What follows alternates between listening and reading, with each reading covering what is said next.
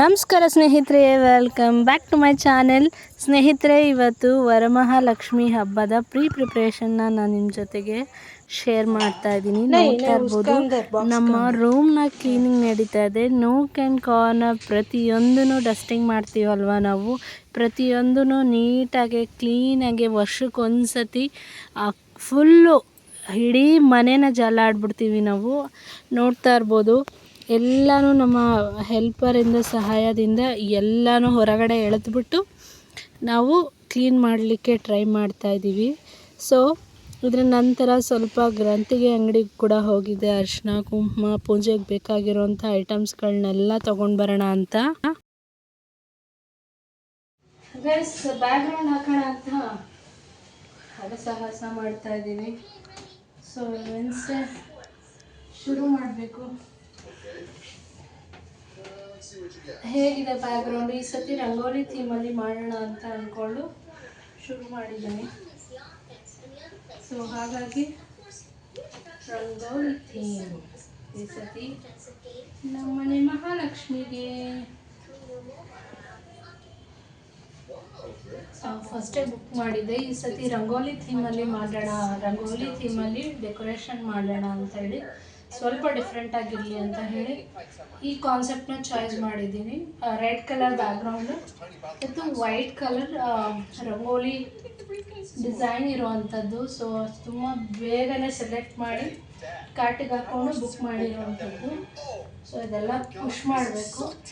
ಇಲ್ಲೆಲ್ಲ ಸ್ವಲ್ಪ ಹಣ್ಣುಗಳು ತಂದಿದ್ದೀನಿ, ಇನ್ನು ನಾಳೆ ಸ್ವಲ್ಪ ತರದಿದೆ. ಕಾಯಿ ಕೊಡೋದು, ಅರಿಶಿನ ಕುಂಕುಮ ಮುಖವಾಡ ಎಲ್ಲ ಇವಾಗ. ಫ್ರೆಂಡ್ಸ್, ಈಗ ಬೆಳ್ಳಿದು ಕಂಬ ಮುಖವಾಡ ಎಲ್ಲ ತೊಳ್ಕೊಳ್ಳೋಣ ಅಂತ ಬಂದೆ. ನಾನೇನು ಯೂಸ್ ಮಾಡ್ತೀನಿ ಅಂದರೆ ಸಬೀನಾ ಹಾಗೆ ಬೆಳ್ಳಿ ಪಾತ್ರೆಗೆ ಕೋಲ್ಗೇಟ್ನ ಉಪಯೋಗಿಸ್ತೀನಿ.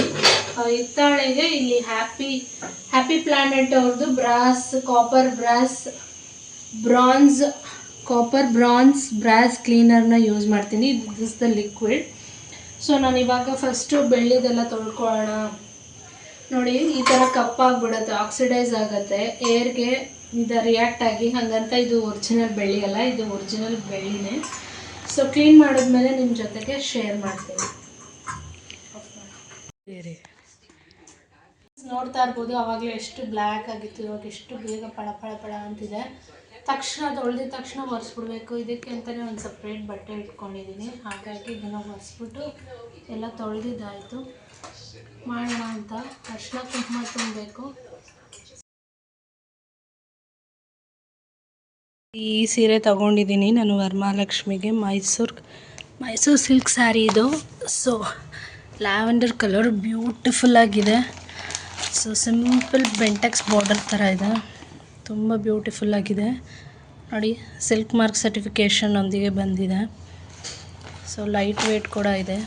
ಸೊ ಇವತ್ತು ಉಡ್ಸೋಣ ಬನ್ನಿ ಫ್ರೆಂಡ್ಸ್. ಇದು ಗುರುವಾರ ಬೆಳಗ್ಗೆನೇ ನಾನು ಹಿಂದಿನ ದಿನವೇ ಬುಧವಾರ ಆರ್ಡರ್ ಕೊಟ್ಟಿದ್ದೆ ಇವ್ರ ಹತ್ರ. ನನಗೆ ಮಲ್ಲಿಗೆ ಹಾರ ಬೇಕು ವಿತ್ ಲೋಟಸ್ ಅಂತ. ಅವರು ಪಾಪ ರೆಡಿ ಮಾಡಿ ಇಟ್ಟಿದ್ರು.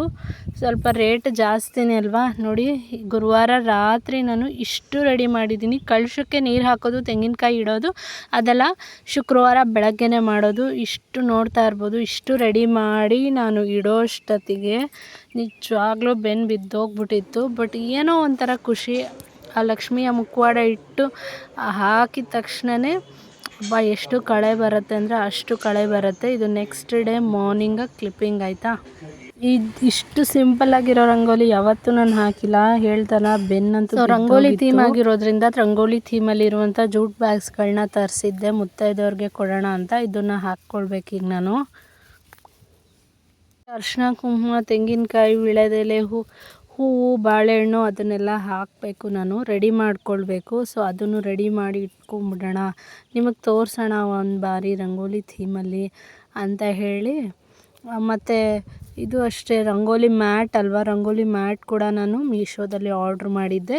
ಇದು ಬಂದು ಪೈ ಗಿಫ್ಟ್ಸ್ ಅಂತ ಒಂದು ಇನ್ಸ್ಟಾಗ್ರಾಮ್ ಪೇಜಲ್ಲಿ ನಾನು ಆರ್ಡ್ರ್ ಮಾಡಿರೋಂಥದ್ದು ಈ ಬ್ಯಾಗ್ಸು.